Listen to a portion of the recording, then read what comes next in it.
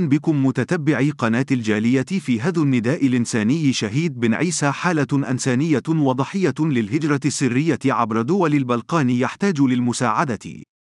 توصلت قناة الجالية بصور ومعلومات تخص حالة إنسانية وضحية للهجرة السرية عبر دول البلقان والمسمى شهيد بن عيسى بن جماعة قاسيطة بإقليم الدريوشي، الذي اتخذ قراره بالهجرة للفردوس الأوروبي لتغيير حياته مثل الآلاف من شباب المنطقة عبر معبر دول البلقان.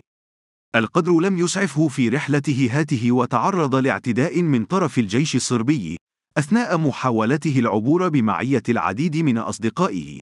هذا الاعتداء دال بتر رجليه ووضعه بإحدى المستشفيات الصربية وتركه يعيش المجهول بعدما فقد رجليه. وحسب بعض المعطيات فإن الشاب يطالب الجمعيات الإنسانية بأوروبا بالتدخل من أجل استكمال علاجه بإحدى الدول الأوروبية.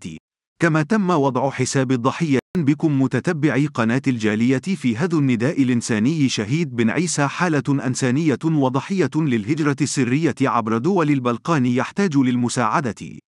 توصلت قناة الجالية بصور ومعلومات تخص حالة إنسانية وضحية للهجرة السرية عبر دول البلقان والمسمى شهيد بن عيسى بن جماعة قاسيطة بإقليم الدريوشي، الذي اتخذ قراره بالهجرة للفردوس الأوروبي لتغيير حياته مثل الآلاف من شباب المنطقة عبر معبر دول البلقان.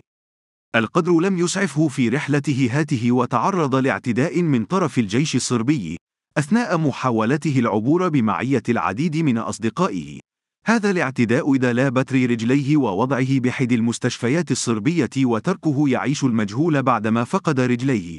وحسب بعض المعطيات فإن الشاب يطالب الجمعيات الإنسانية بأوروبا بالتدخل من أجل استكمال علاجه بإحدى الدول الأوروبية.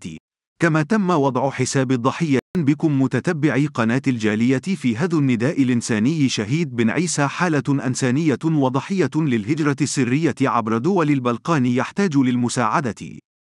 توصلت قناة الجالية بصور ومعلومات تخص حالة إنسانية وضحية للهجرة السرية عبر دول البلقان والمسمى شهيد بن عيسى بن جماعة قاسيطة بإقليم الدريوشي، الذي اتخذ قراره بالهجرة للفردوس الأوروبي لتغيير حياته مثل الآلاف من شباب المنطقة عبر معبر دول البلقان.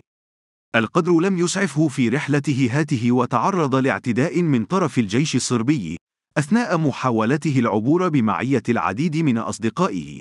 هذا الاعتداء دال بتر رجليه ووضعه بإحدى المستشفيات الصربية وتركه يعيش المجهول بعدما فقد رجليه.